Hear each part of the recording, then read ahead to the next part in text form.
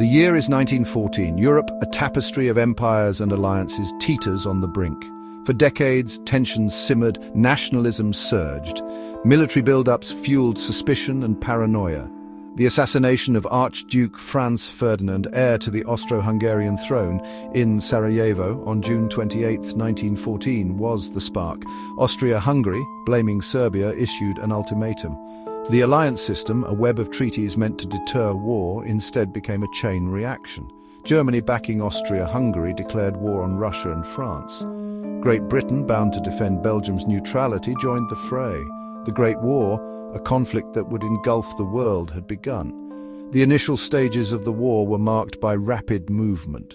Germany, following the Schlieffen Plan, aimed for a swift knockout blow against France. Their armies stormed through Belgium, but the invasion bogged down.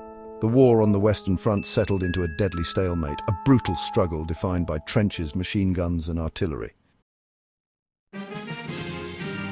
On the Western Front, a 400-mile scar stretched across France and Belgium. Here, millions of men faced a new kind of warfare, one dominated by industrial slaughter. Trenches, elaborate networks of ditches and dugouts, offered meager protection from the relentless shelling and machine gun fire. Life in the trenches was a horrific ordeal. Mud, rats, disease, and the constant threat of death. The battles were nightmares of fire and steel. At the Battle of the Marne, French and British forces halted the German advance, but at a terrible cost. The First Battle of Ypres saw the introduction of chlorine gas, a terrifying new weapon that choked its victims to death. The war of movement was over, replaced by a grinding war of attrition, where each yard of ground was gained at a terrible price. Two battles came to epitomize the horrors of the Western Front: Verdun and the Somme. Verdun, a fortress city in northeastern France, became a symbol of French resistance. The Germans, under the command of General Erich von Falkenhayn, aimed to bleed France white in a battle of attrition.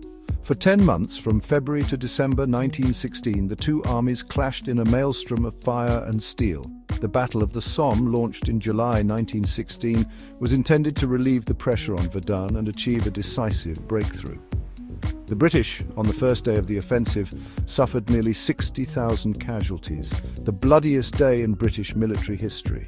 For months, the battle raged on, a brutal back and forth across a desolate landscape of mud and shell craters. By the time the offensive petered out in November, over 1 million men had been killed or wounded. Amidst the carnage, the human spirit endured. Soldiers, facing unimaginable horrors, found solace in camaraderie, humor, and hope. Letters and diaries from the front offer glimpses into their experiences, their fears, their longings, their moments of humanity in the midst of inhumanity. "I am tired of it all," wrote one British soldier, "tired of the mud, tired of the noise, tired of the killing." Another, a German soldier, described the moment of an attack. "The earth explodes, men are screaming, 'I'm going to die, this is it.'" Yet even in the darkest of times, there were acts of kindness, compassion, and courage. Soldiers risked their lives to rescue comrades, shared their meager rations, and found moments of beauty and solace in the midst of the desolation. While the Western Front raged, the war spread across the globe. The Ottoman Empire, allied with Germany and Austria-Hungary, opened fronts in the Middle East, the Caucasus, and the Gallipoli Peninsula. In the east, Russia, despite early setbacks, fought valiantly against the German and Austro-Hungarian armies. Japan, allied with Britain, seized German colonies in the Pacific. The war also saw the introduction of new technologies that would shape the 20th century: tanks, airplanes, submarines, and poison gas. These innovations, while initially crude, transformed warfare and ushered in an era of unprecedented violence.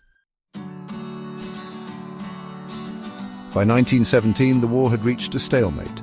The Allied powers, despite their best efforts, seemed unable to break the deadlock on the Western Front. Germany, though bled white by the conflict, remained a formidable foe.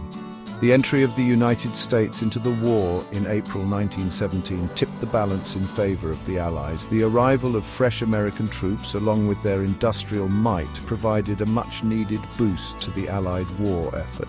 The morale of the German people, worn down by years of war and privation, began to crack. In Russia, the strains of war proved too much. The Tsarist regime, weakened by military defeats and economic hardship, collapsed in the February Revolution of 1917. The Bolsheviks, led by Vladimir Lenin, seized power in October 1917 and signed a separate peace treaty with Germany, the Treaty of Brest-Litovsk, in March 1918. With Russia out of the war, Germany launched a final desperate offensive in the spring of 1918. The offensive, initially successful, ultimately failed. Faced with exhaustion, dwindling resources, and the relentless Allied advance, Germany signed an armistice on 11th November 1918.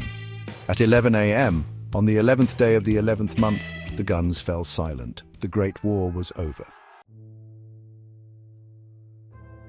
The war left an indelible mark on the world. Millions lay dead, entire landscapes were scarred, and empires crumbled. The Treaty of Versailles, signed in 1919, officially ended the war but sowed the seeds for future conflict. The war also had a profound impact on the social, political, and cultural landscape of the 20th century.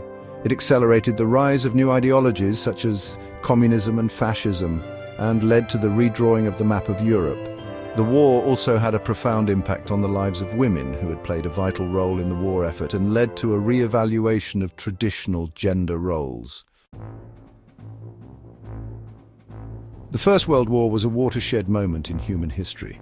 It marked the end of an era and the beginning of a new one shaped by the horrors of industrial warfare, the rise of new ideologies, and the shattering of old certainties.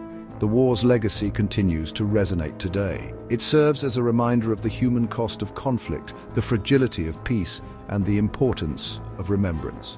As we commemorate the centenary of the war, let us remember the sacrifices of those who fought and died and strive to build a more peaceful and just world.